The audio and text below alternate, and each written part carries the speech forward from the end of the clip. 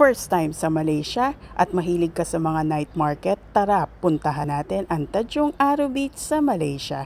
Meron nga sila ditong night market sa tabi mismo ng dagat at dito rin makikita ang pinakamagandang sunset sa parting ito ng Malaysia. Kaya maraming turista ang dumadayo dito. Maraming mga paninda mula sa mga pagkain, inumin, laruan at damit.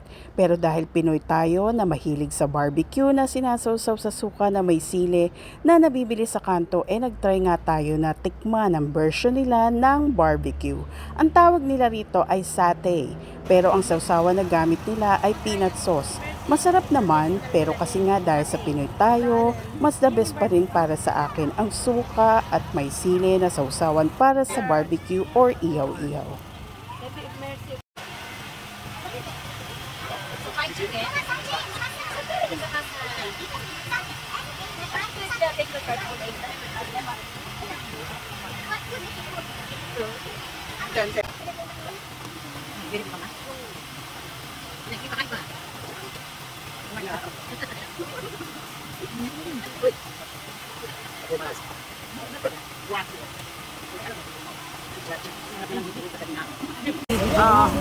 Repeat again.